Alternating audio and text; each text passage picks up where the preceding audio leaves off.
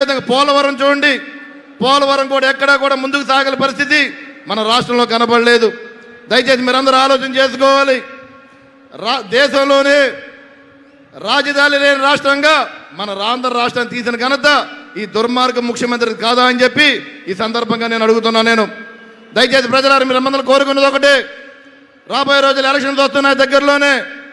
ఏదైతే ఈ ఎన్డీఏ కూటమి ఉందో ఈ కూటమి ద్వారానే రాష్ట్రంలో మంచి ప్రభుత్వాన్ని అందించే విధంగా మన రాష్ట్రానికి ఉంటుందని చెప్పి సందర్భంగా తెలియజేసుకుంటూ, అదేవిధంగా కేంద్రంలో కూడా మన మోడీ గారు మూడోసారి మరి ఆయన ప్రధానమంత్రిగా అయ్యే అవకాశాలు ఉన్నాయి. కాబట్టి మరి ఈ కూటమిని రాష్ట్ర ప్రజలు అదేవిధంగా దేశ ప్రజలందరూ కూడా మరి సపోర్ట్ చేస్తారని తెలియజేసుకుంటూ, మరి ఈ కార్యక్రమానికి అవకాశం ఇచ్చినటువంటి పెద్దలందరూ కూడా పేరు పేరు ధన్యవాదాలు తెలియజేసుకున్నాం.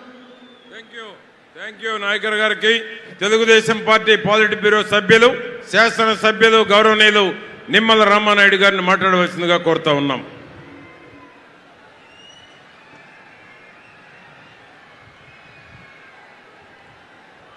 అందరికీ నమస్కారం. ఈ ప్రజాగళం 5 కోట్ల ఆంధ్రుల గళం. ఏదైతే ఈ జగన్మోహన్ రెడ్డి 5 సంవత్సరాల మోసపూరితమైనటువంటి దగా పాలన నిరసిస్తూ జగన్ విముక్తి ఆంధ్రప్రదేశ్ కోసం భారతీయ జనతా పార్టీ, తెలుగుదేశం, జనసేన గళం ఈ ప్రజాగళం.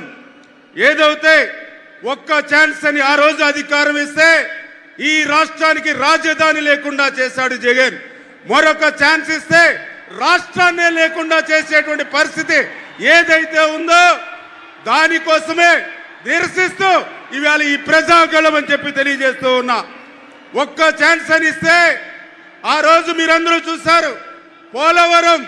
ఆ రోజు చంద్రబాబు నాయుడు గారు 5 సంవత్సరాల్లో 72% పోలవరం పూర్తి చేస్తే ఈ 5 సంవత్సరాల్లో 2% కూడా పూర్తి చేయకుండా పోలవరాన్ని ముంచేసినటువంటి పరిస్థితి. పరిశ్రమలు, పారిశ్రామికవేత్తలు పారిపోయినటువంటి పరిస్థితి. విద్య, ఉద్యోగం, ఉపాధి కుంటుపడినటువంటి పరిస్థితి. వ్యవసాయం చెయ్యలేము, పంట పండించే కంటే పంట విరామం తీసుకోవడం మేలనేటువంటి విధంగా రైతాంగం క్రాప్ హాలిడే తీసుకునేటువంటి పరిస్థితి ఈ రోజు ఈ రాష్ట్రంలో ఉంది. అందుకే 5 కోట్ల ఆంధ్రుల భవిష్యత్తు కోసం, ఆంధ్రప్రదేశ్ భవిష్యత్తు కోసం ఈ ప్రజాగళం అని చెప్పి మీ ద్వారా అందరికీ కూడా తెలియజేసుకుంటూ సెలవు తీసుకుంటున్నాం. థ్యాంక్ యూ రామానాయుడు గారికి. ఇప్పుడు రాజ్యసభ సభ్యులు, జాతీయ బీజేపీ కోర్ కమిటీ సభ్యులైనటువంటి గౌరవనీయులు జీవీఎల్ నరసింహారావు గారిని మాట్లాడవలసిందిగా కోరుతా ఉన్నాం.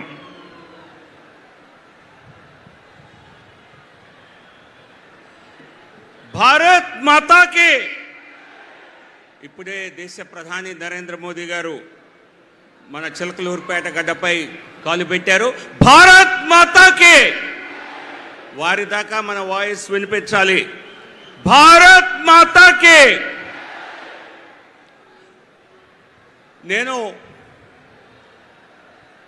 ఈ ప్రాంతంలో పుట్టి పెరిగినటువంటి వ్యక్తిని. పల్నాటి పౌరుషం, ఈ ప్రాంతం ఏ రకంగా అభివృద్ధిలో రాష్ట్రంలోనే ముందుంటుందో తెలిసిన వాడిని. ప్రధానమంత్రి నరేంద్ర మోదీ గారు ఈరోజు భారతదేశ గౌరవాన్ని ప్రపంచమంతా ఇనుమడింపజేస్తూ 5వ అతిపెద్ద ఆర్థిక వ్యవస్థగా భారతదేశాన్ని తీర్చిదిద్దారు. వచ్చే 5 సంవత్సరాల్లో 3వ అతిపెద్ద ఆర్థిక వ్యవస్థలా దీన్ని నిర్మించాలన్నటువంటి లక్ష్యంతో ముందుకు వెళ్తున్నారు. ఆ లక్ష్య సాధనలో మన రాష్ట్ర ప్రభుత్వం, మన రాష్ట్ర పాత్ర చాలా ప్రధానంగా కానుంది.